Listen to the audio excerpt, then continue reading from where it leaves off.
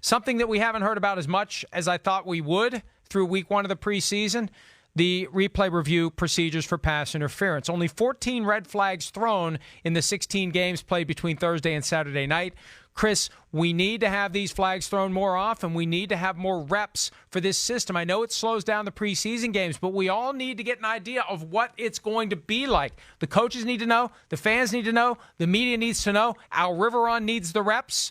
The replay officials in the stadium and the referee going over talking to Al Riveron, all of that stuff. It needs to be worked on now so they can spot any problems, fix them, or if nothing else, just be ready to go when that first game of the season rolls around in only 3 weeks and 3 days. I'm surprised it was, 16? Is that what we said it was, the amount of challenges from this past week? I mean, I am surprised with that number. I thought it would probably be more than that. I'm not going to lie.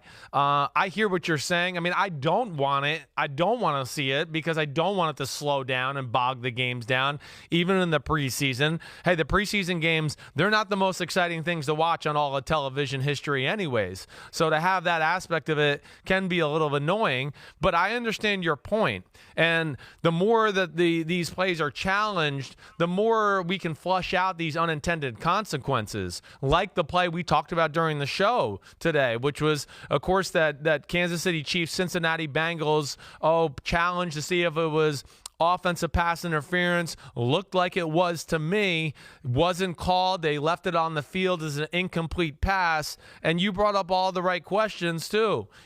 What's the result of the play? Is that affecting the review and what's ultimately being decided within the review there? I worry about that because that did look like OPI. And I would love to continue to hear the dialogue. And I hope at some point during this week we hear Al Riveron explain that play thoroughly to us so we can get a better feel of how they are officiating it and what he saw, so we're not kind of in the dark about some of these situations.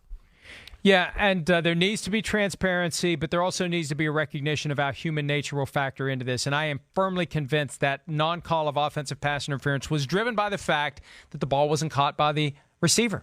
And as you pointed out, it could have been intercepted, but for the pass interference. If the penalty happens, it needs to be called. And I will say this. The one time that I think it worked exactly the way it should by way of reversing a ruling on the field, it came earlier in that same game, Chiefs-Bengals, earlier in that same 2-minute window where the replay official has the authority to activate replay review. Byron Pringle was hit early, blown up before the ball got there, and it was obvious. The defensive back dove into him, the ball came in, flag thrown, pass interference. That's what the rule is there to fix. Not, maybe he grabbed his wrist, maybe he still could have caught it. The situation where the guy gets wiped out and the ball shows up later, that is the perfect opportunity to overturn a non-call of pass interference, and I applaud that one. I still don't like the one from Thursday night, Chris, with the Jets and the Giants. I still think it's not the high bar that it needs to be. At the moment you see it full speed, okay, it's interference. If you should have to watch it 2 or 3 or 4 times, it's not clear enough to overturn. But the that one was from clear Saturday on night, the field. You can't be mad at that just because you don't get it from your TV angle. There was obviously 90 people on the sideline, including a head coach, who saw it, and they wanted it thrown. So, once you saw the replay and you saw a clear view 4 times. Okay. Once I saw it 4 times. Okay. I still don't know that grabbing his wrist kept him from catching the ball. You're insane. Don't know That's absolutely insane. You're just being stubborn, Mike Florio, and your first take was you weren't sure, and you won't back off of it, and that was pass interference,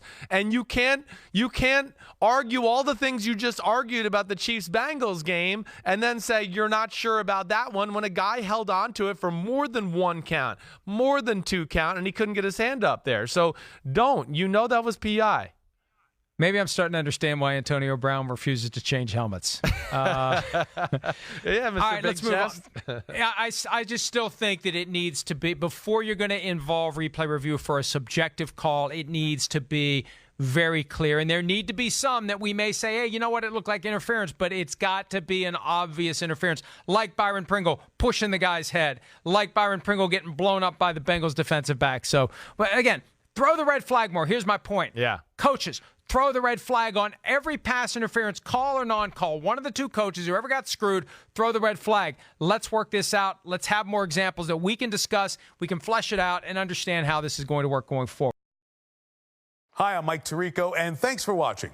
Make sure to hit subscribe for the latest news and highlights from NBC Sports.